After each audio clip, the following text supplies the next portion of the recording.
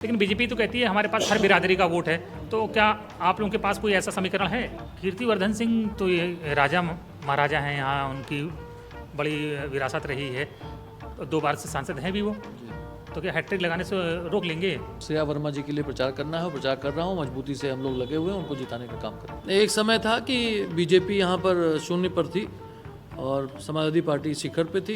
जो झूठ का प्रोपेगेंडा इन लोगों ने, बीजेपी वालों ने जनता को दिखाया था, उसकी मियाद पूरी हो चुकी है। युवाओं के लिए कोई भी जन कल्याणकारी काम भारतीय जनता पार्टी ने आज तक नहीं किया है। बेरोजगारी चरम पर है, तमाम रोजगार देने की बात कही थी। क्या वो एंटी इनकम्बेंसी को कुछ फैक्टर मानते हैं कि जो सांसद हैं उनके खिलाफ भी लोगों में नाराजगी है, उसका कुछ बेनिफिट आप लोगों को मिलेगा? गोंडा में भी चुनाव बहुत रोमांचक हो गया, हालांकि बीजेपी यहाँ जीत रही, पिछले 2 बार से जीती हुई है। कीर्तिवर्धन सिंह सांसद हैं, लेकिन इस बार समाजवादी पार्टी ने श्रेया वर्मा को देकर गेम काफ़ी हद तक चेंज कर दिया है। तो गोंडा में स्वर्गीय पंडित सिंह एक बड़ा नाम हुआ करते थे, गोंडा की पहचान अगर कह लें सियासत में रही है तो पंडित सिंह की वजह से भी रही है, लेकिन कोरोना में उनकी डेथ हो गई थी, कोरोना काल में ही। तो उनके बेटे हैं सूरज सिंह जी हमारे साथ मौजूद हैं। सूरज जी, पंडित सिंह जी की गैर मौजूदगी में पहली बार चुनाव हो रहा है, तो क्या समाजवादी पार्टी उनके न रहने से कमज़ोर है यहाँ पर? देखिए, निश्चित रूप से उनकी कमी हर समाजवादी को खल रही है, और अगर मैं कहूँ सबसे ज़्यादा मुझे खल रही है तो ये कहीं गलत नहीं होगा। लेकिन हाँ, उनका आशीर्वाद है, उनके जोड़े हुए 30 साल की मेहनत के लोग हैं, वो सब समाजवादी पार्टी के साथ हैं और समाजवादी पार्टी के साथ मजबूती से खड़े हैं।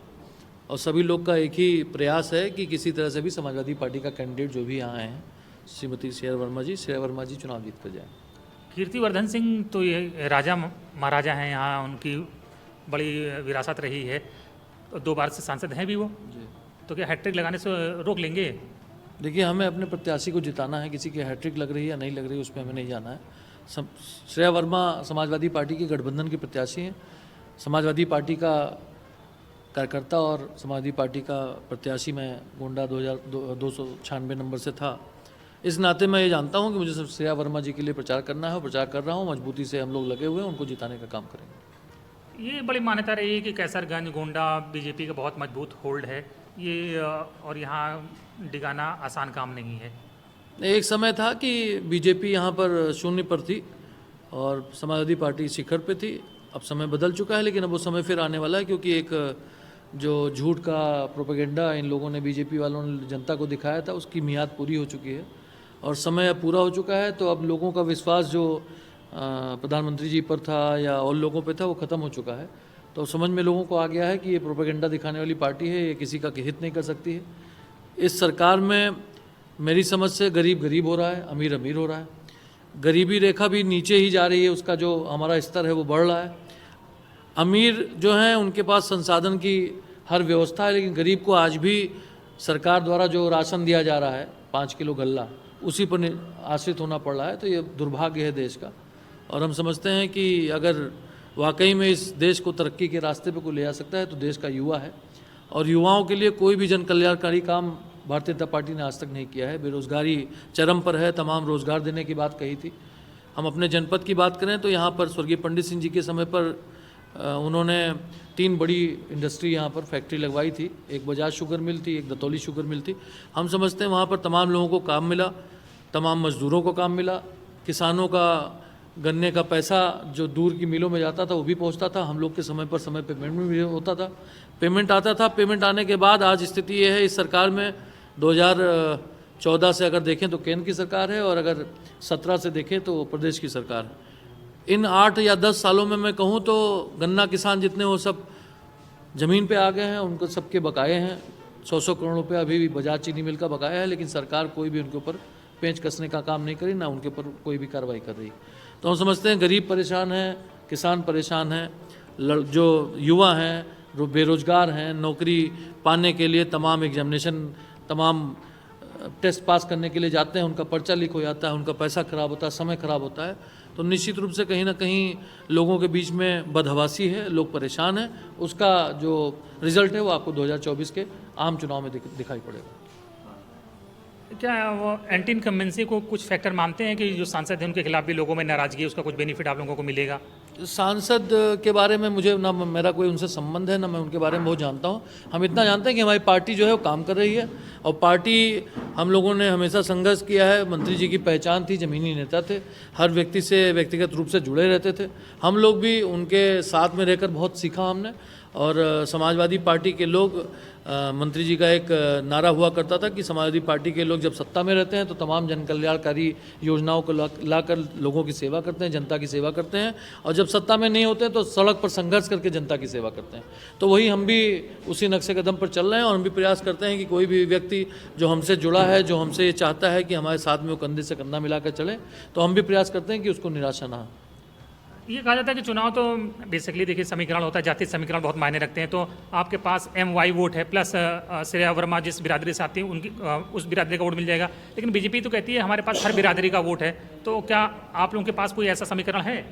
देखिए, सबसे पहले इस बार मैं बधाई देना चाहता हूँ अपने राष्ट्रीय अध्यक्ष जी को कि उन्होंने जो टिकट का बंटवारा किया है गठबंधन की 80 सीटों पर, मैं कह सकता हूँ, तो वो जो बंटवारा टिकट का है वो बहुत शानदार है। और उन्होंने जो जातीय समीकरण का और जो युवाओं को तरजीह दी, महिलाओं को तरजीह दी, पढ़े लिखे लोगों को तरजीह दी, साफ़ सुथरी छवि के व्यक्ति के लोगों को तरजीह दी है, उसके लिए मैं बहुत धन्यवाद, आभार प्रकट करना चाहता हूँ।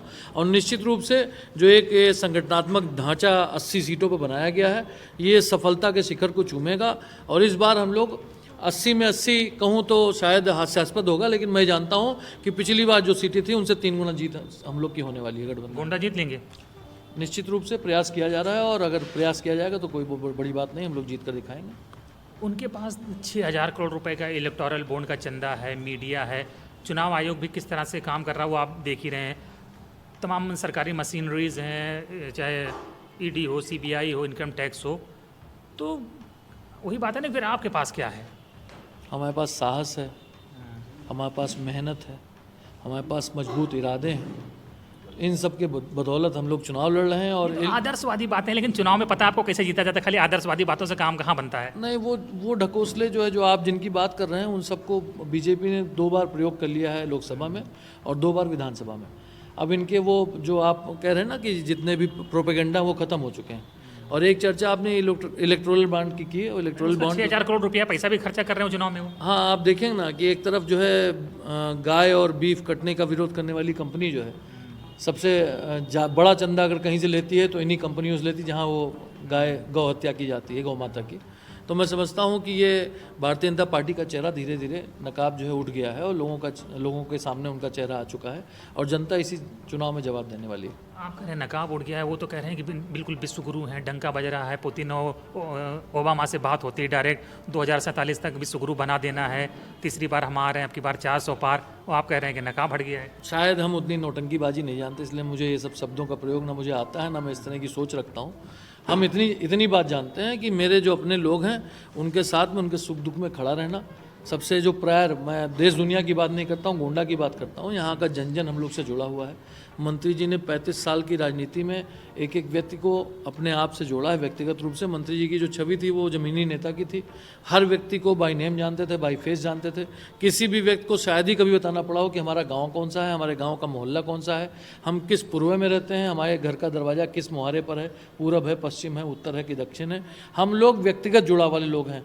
पार्टी भी अपनी जगह है और राजनीति भी अपनी जगह। सबसे पहले व्यक्तिगत संबंध लोग के बहुत ज़्यादा। मैं जानता था पंडित सिंह जी को, तो मतलब बहुत ही जमीनी नेता थे। तो मेरा भी जो पैटर्न है, जो हम लोग का तरीका है, वो उन्हीं के तरीकों पे ही आधारित है। उसी हिसाब से हम लोग काम करते हैं, व्यक्तिगत लोगों को जोड़ना जानते हैं। और इस बार लोगों का मन है कि इस बार समाजवादी पार्टी को गोंडा से जिताया जाए। जो तमाम ये हुआ था, अभी आपको पता होगा खिलाड़ियों वाला कुश्ती उसी संग में हुआ था, क्या उसको लेकर भी यहाँ कोई वो मुद्दा है या वो उसका कुछ इम्पैक्ट है उन सब मुद्दों का यहाँ सब? नहीं, गोंडा में उसका कोई असर नहीं है, गोंडा से रिलेटेड भी नहीं है वो। बगल में पड़ोसी सीट तो है ही। आप पड़ोसी की जब बात करूँगा तब वो भी बात करूँगा उस पर भी। अभी फिलहाल जो है गोंडा में जो मुद्दा है वो गरीबी, भ्रष्टाचार, महंगाई, जनता तक ये मुद्दे पहुंचा पाए हैं। मुद्दा तो है लेकिन ये जनता, लेकिन फिर वही ना, जनता तो बगल में अयोध्या, यहाँ ज़्यादा दूर नहीं है। हम कई लोगों से मिल रहे हैं, कह रहे हैं तमाम परेशानियां तो हैं, लेकिन राम मंदिर भी तो बन गया। शायद आप गलत लोगों से मिले होंगे। राम मंदिर कोई मुद्दा नहीं है। मेरा भी राम मंदिर में, जब से राम मंदिर का निर्माण हुआ 2 बार जा चुका हूँ। एक बार अपने मित्रों के साथ गया, फिर मैं अपनी पत्नी और परिवार माता जी के साथ गया, मेरा बेटा भी गया। राम मंदिर कोई मुद्दा नहीं हो सकता, राम मंदिर जनभावना की बात है और हम सब लोग भगवान राम से जुड़े हैं। हम बचपन से ही, हमें लगता है क्लास 3 में पढ़ते थे, कक्षा 3 में, तब से लेकर आज तक नवरात्र का व्रत रखते हैं। साल में 2 बार नवरात्रि आती ठीक है है, और राम को मानने वाले लोग हैं। हम लोगों ने राम का कभी विरोध नहीं किया। विरोध नहीं किया, और- लेकिन वो और इस तरह राम- से मैसेज दे रहे हैं ना कि हमने मंदिर बनवाया तो हमको वोट दो। मंदिर कैसे बनवाया? वो तो कोर्ट के आदेश से बना है, नो डाउट।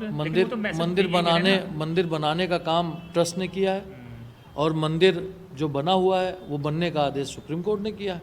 तो बहुत सारी चीज़ें इस देश में ऐसी हुई हैं जिनको कोर्ट ने बनवाया है, तो उसको हम अगर कह दें कि हमने बनवाया है तो हमने बनवाया है, मान लीजिए। ये तो जैसे आप कह रहे हैं आप जागरूक व्यक्ति, तो आपको पता है कोर्ट के आदेश से बना है, लेकिन जो गांव का आम आदमी है वहाँ तो भाजपा यही प्रचार कर रही है ना कि मोदी जी ने बनवाया है। जी, देखिए, गांव का आम आदमी भी इस बात को जानता है कि भगवान राम को बनाने के लिए किसी भी पार्टी की ज़रूरत नहीं है। भगवान राम अपने आप में खुद में स्थापित एक महान मर्यादा पुरुषोत्तम का व्यक्तित्व है, वो स्थापित है। उनको कोई ला नहीं सकता, उनको कोई बना नहीं सकता। ये लोगों, इसीलिए इनका मुद्दा, इसीलिए मोदी जी को मंगलसूत्र की बात करनी पड़ी। अगर राम मंदिर का मुद्दा वाकई में कारगर होता तो मंगलसूत्र की बात माननीय प्रधानमंत्री, आदरणीय प्रधानमंत्री जी नहीं करते। लेकिन बहुत हास्यास्पद है, मैं तो आदरणीय प्रधानमंत्री जी का बहुत सम्मान करता था, लेकिन कहीं ना कहीं मुझे भी ये लगा कि मंगलसूत्र की बात करना उचित नहीं था। अच्छा, आखिरी सवाल, 2 राउंड की वोटिंग हो चुकी है। पहले तो बड़ी जोर शोर से नारा हो रहा था आपकी बार 400 पार, लेकिन अब ये नारा क्यों नहीं सुनने मारा? अभी बीजेपी ने नारे को बंद क्यों कर दिया है 400 पार वाले को? देखिए, वो सबको पता था कि वो नारा कभी वो अचीव नहीं कर सकते हैं, तो उन्होंने नारा फिर बदल दिया है। पहले था अब की बार 400 पार, अब नया नारा हो गया एक बार फिर मोदी सरकार। तो हमें समझ में आता है कि लोगों को ये पता चल गया है कि हवा उनके खिलाफ बह रही है और कहीं ना कहीं इस हवा का रुख जो है वो इस बार, मैं कहूँगा, यूपी में समाजवादी पार्टी के साथ रहेगा और गठबंधन के साथ रहेगा। कितनी सीटें आपको लगता है निकल जाएंगी समाजवादी या गठबंधन पिछली की? बार जितनी गठबंधन की सीटें आई थी उनसे 3 गुना सीट हम जीत रहे हैं। गठबंधन की 15 थी, आई थिंक। हाँ, 15 या 45। चलिए, तो प्लस माइनस 10 हो सकती हैं। प्लस माइनस, अच्छा। चलिए, तो सूरज सिंह हैं, गोंडा के सीनियर नेता हैं समाजवादी पार्टी के। गोंडा की तो जीत का दावा कर ही रहे हैं, साथ ही कह रहे हैं कि पूरे उत्तर प्रदेश में समाजवादी पार्टी की परफॉर्मेंस जो है, गठबंधन की परफॉर्मेंस पिछली बार के मुकाबले 3 गुना ज़्यादा होगी। अब कितनी बात ये सच है या कितनी गलत निकलती है तो 4 जून को पता चलेगा जब रिजल्ट सामने आएंगे।